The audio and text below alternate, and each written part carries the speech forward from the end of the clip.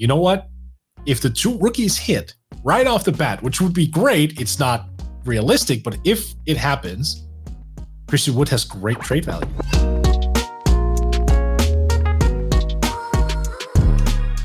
All right, let's move on to the Houston Rockets, Mort. I don't think we'll be talking about the finals with the Houston Rockets either. They are very much rebuilding after the James Harden trade last year. They got the number 2 pick in the draft, whom they used on Jalen Green. So, Mort, I got to ask, Cade Cunningham is going to be, I have to assume he's the Rookie of the Year favorite, but only slightly, actually, per FanDuel. He's a plus 250. Jalen Green is a plus 270. After that, Jalen Suggs, plus 650. Evan Mobley, plus 850. Scotty Barnes, plus 1,300. And your boy Şengün, plus 1,400. 6th best odds, who we'll talk about shortly. But do you think Green has a chance to beat out Cade for Rookie of the Year this year? What do you expect from him out of year one? Oh, he absolutely has a chance. I think Cade is going to be better, and I think Cade will ultimately win because he's going to be more well-rounded. But I think Jalen Green is going to come in right off the bat and probably average 20. Like, he's just that good of an offensive player. And as we all know, stats is key when it comes to Rookie of the Year voting for whatever reason. We don't really look at winning or impact as much. We really look at just stats, which is weird. It feels like Rookie of the Year is in dire need of getting some updated criteria. But be that as it may, he's going to come in and just score the basketball and put a lot of pressure on opposing defenses. It wouldn't shock me if he had a couple 40-pointers as well, which is going to draw headlines. So that's going to be the primary section of his game right now. It's actually funny. He and Anthony Edwards right now are very similar in that sense. Like, both are athletic two guards who can just get you buckets. Neither projects to be extremely well-rounded, at least not initially. Like, maybe down the line that changes. So, but we saw what Anthony Edwards could do last year, like 24 points per game after the All-Star break, I think it was. I wouldn't be shocked if Green is averaging like 21, 22 at the end of the year. That would not shock me whatsoever. So that, just by averaging those kind of numbers, which I think he could, that would put him into the Rookie of the Year conversation pretty heavily. For me, it's about what Cade does. Like, does he come in and just scores at an insanely high clip, or is he more of a facilitator, more of an all-around guy? Is he going to have like 16, 6, and 6? And then what kind of stock do you put into that? Is that more important than 22 points on 10 3-point field goal attempts per game or whatever? But no, those two are probably going to be duking it out. And if we should get like a Jalen Green, Jalen Suggs, of course, or someone else like to join that party, that would be great. I have a feeling this rookie class is going to be insanely good. We should have a lot of guys where in a year from now, Brian, you and I will be going, this was a good year. Like, this was a really good year for rookies. This league got even better. Well, that was the hype coming into the draft, right? Like, the top 4 or 5 guys were supposed to be no-brainer, like, franchise-type talents. And then they took Scotty Barnes at 4. Right. Right. I am very excited to see what Green does, because he should come in right away and be the number 1 option. Like, they don't have James Harden. They don't have Victor Oladipo. We'll get to Kevin Porter Jr. in a minute. Wait, second option, Brian, because they do have Christian Wood. I mean, you think Christian Wood's going to lead the team in scoring, or do you think Jalen Green does? No, I think he's going to be the primary decision maker a little bit, but also just because of his seniority. I mean, he is older, and I think given what he did last year, I wouldn't be shocked to see the ball kind of flow through him first and foremost. And like, it'll be one of those things by committee. So, I could see a world wherein I'm wrong and where Green just comes in as the primary like shot taker, but I don't think anyone should forget that Christian Wood was averaging 21 points per game last year. And I think that matters. I think the Rockets are invested in him moving forward. So, like, would they be willing to completely sidetrack him just to start the Jalen Green show? I don't think so. Yeah. Well, I mean, John Wall is going to be orchestrating. So like if Jalen Green was the primary point guard, then I think there is a strong chance Jalen Green would be taking 20 plus shot attempts per game, and he would be calling his own number a lot. Yes. Yeah, exactly. But John Wall might try to be more, dole out touches as equitably as possible. Let's get to Kevin Porter Jr. more, because he came over. The Rockets effectively got him for nothing. He had the blow up in the Cavs locker room early last year. I think they traded, it was like a top 55 protected second round pick, if I remember correctly. They gave him away. Yeah. And then he comes out, and I know it's a bad team. He only played 26 games, but averaged almost 17 points, 6 assists per game, showed some real promise. And, that year prior to last, we thought Kevin Porter Jr. might be the best young player on the Cavs, and he kind of lived up to that reputation in Houston. How do you see him fitting with Jalen Green in particular, and what do you expect out of him this year? So I think both of them are very similar in the fact that they are shoot first players, and they aren't necessarily tall. I think Green is 6'5", and Porter 6'4", right? Listed as 6'4". Yep. So you can't really swing them up at the 3 a whole lot, I think, especially in the West, which is a little bit bigger.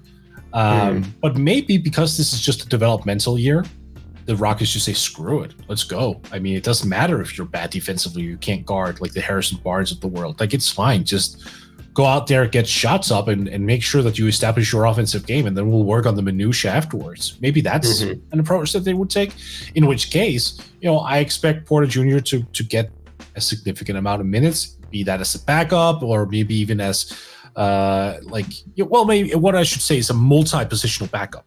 Like, maybe he plays backup 1, backup 2, and maybe a little bit of 3 as well.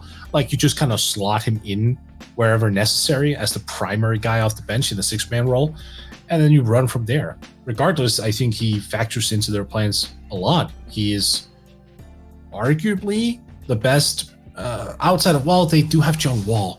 See, I was about to say that he's arguably the best facilitator on the team, but I think Wall he still has the passing vision, but I do wonder if his body can even keep up to it anymore. Yep. So that might actually be a discussion to have moving forward, whether or not John Wall or Kevin Porter Jr. is going to be the primary facilitator playmaker. I guess we'll find out. But yeah, I'm super encouraged by what he did last year. I mean, almost 17 points per game, 6+ assists, was hitting threes. Granted, wasn't the most efficient about it, but he can hit the 3. Like, there's just a lot to like there. He's raw. He absolutely is. He's a lump of clay. But that needn't be a bad thing. Like, there's so much talent in there, and if he has his life settled a little bit more, sky's the limit. Yeah, I mean, that's what I was wondering is, the Rockets should not be committed to John Wall, Eric Gordon. Like, these guys are on the roster because they have bad contracts, but they're very much not in their future plans. So maybe they start the year with Wall as the primary point guard, and then you might be right. Maybe they just start Kevin Porter Jr. and Jalen Green together at the 2 and the 3. But I do wonder if we see some minutes where it's Porter and Green as the backcourt, like without John Wall, without Eric Gordon, and see how those two guys operate as the primary playmakers. I will say, wing depth is not the strong point for Houston. We'll get to the front court. They have plenty of bigs. A lot of guards as well, with Wall, Gordon, Porter, Green. They took Josh Christopher in the draft as well. The forwards, it's basically Daniel House and Prey. They should swing a deal with Washington. They really should. So I think ultimately it wouldn't surprise me if Jalen Green gets a lot of minutes at the 3 because that's such a weak spot for them. Right. But yeah, I'm very excited to see how Kevin Porter Jr. builds on what he did last year, because it'll be a big year coming up for him. He'll be eligible for an extension after this year. So this will be his chance to really cement that he can be part of this, long-term core with Jalen Green and with some of these other rookies who they got in this year's draft. Oh, actually, you forgot to mention Kenyon Martin Jr. Like he's on the wing rotation as well, and he was solid in his first year. Yeah. So let's get to the front court. Where you brought up Christian Wood already. He's going to be the main focus, but they got a couple bigs in the draft. Your boy Alperen Şengün, and then also Usman Garuba. And they also spent money on Daniel Theis in free agency, a 4-year, I think it was $37 million deal, something like that. Yep, correct. So how do they distribute minutes between these 4 guys? Because none of them can slide down and play the 3. Your guess is as good as mine. I really don't know if they're maybe they just take the approach that, for example, Christian Wood can easily play the 4 as well as the 5. So like, I think the natural combination going into this year is Wood at the 4 and then Theis at the 5 for experience purposes. And then you have the rookies coming off the bench, like Şengün at the 5, and then I guess Garuba at the 4. You know what? They're so interchangeable these days. Garuba can also play the 5. But I think that is like the 4-man core right there up front. Do I think that it's a good play to do this way, given that the league is now trending to adding wings up to the 4 spot? I mean, I like Christian Wood a whole lot, but I'd be lying to myself if I said that there wasn't some, Lauri Markkanen and John Collins vibes to him as well. Like he also needs to be set. No. I like Christian Wood, and the fact that Christian Wood can also swing up to the 5 is an asset that those 2 guys don't have. Yes. That said, he is a guy who still needs to be set up a lot. Like he's not a great defender. He's not a great playmaker or ball handler. Like there is some limitations to his game, but coming out of nowhere and doing what he does. I mean, I'm still a Christian Wood fan. You know this. But no, these 4 guys, as you said, they are limited to these 2 positions. Not a single one of those 4 can slide down to the 3. And that means that if Şengün, for example, breaks out, okay, now you have to scramble to 5 minutes. What if Garuba suddenly starts to play really, really well? Then you need to figure out minutes for him as well. So I think this is just a long-term project. I think they are holding their breath, and then they're basically saying, you know what? If the 2 rookies hit right off the bat, which would be great, it's not realistic, but if it happens, Christian Wood has great trade value. And everyone would take Daniel Theis as well, because Daniel Theis is awesome. Yeah, not an unreasonable value contract for him, but Christian Wood is on an incredibly valuable contract, and he's signed for 2 more years. So, that's kind of what I wonder, if they start the season with the vets, and then as the rookies kind of find their footing, and as you said, hopefully both of them hit. It seems doubtful, especially in year 1, but if that's the case, Houston very much should be willing to take offers on Christian Wood, because we talked last episode, I believe, about the 2022 free agent class sucks outside of the top few options. So teams are going to turn to the trade market, and especially with this play-in tournament now, there are a lot more buyers than sellers.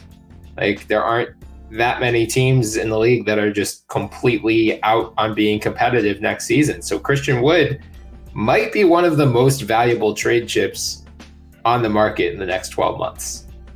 And, Houston, unless they plan on re-signing him, which it would seem kind of strange after they just spent these 2 picks on bigs, like this year might be the year to cash in. So that is something to keep an eye on. If they just are not competitive at all and they, are trying to tank to get another top pick next year, I do wonder if we see Wood on the move between now and the trade deadline. I think, honestly, that if they're going to trade him, it's going to be before next year's draft. Like they'll keep him all year and then trade him leading up to the draft? Yeah, because then they know where teams are picking. Yeah. And at that point, we also know a lot more about next year's crop. Like maybe at that point in time, they're like, okay, we know that we have this big man who is projected to average 20 and 10. Like we know he's there. We know the production is there. We know he can hit the 3 ball. We know that he's going to be attractive to teams. So because of his contract specifically. So let's just hang on to him teams are wise enough to know that if we cut down his minutes just a little bit, it's because we were developing other players. Like, he's still the same. He's still Christian Wood. So that trade value should remain intact. Of course, if that's the route they want to go, maybe. I mean, look, they got, was it 4 rookies? I think it was 4 rookies, 4 first-round picks this year. So I don't think they're all in on getting even younger next year. I think at one point they probably have to turn the keys a little bit and go, yeah, now it's time to accelerate. But if they identify someone next year who they think can be a star, surely they would be all in on that guy and then could dangle Christian Wood. Yeah. Or, I mean, maybe they're not super bullish on the 2022 draft class, but maybe they just try to take a flyer on a young guy already under contract. That could absolutely be a case. Yeah, someone who is still on a rookie deal, maybe, but like in the final leg of it, where they're trying to, get someone going with their a new contract. I could definitely see that. That's a good call. Who though? That's the thing, right?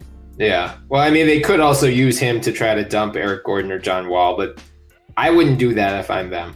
Just eat those 2 bad years and then, because you're only going to decrease what you get back for Christian Wood, which defeats the purpose. Very much so. Yes.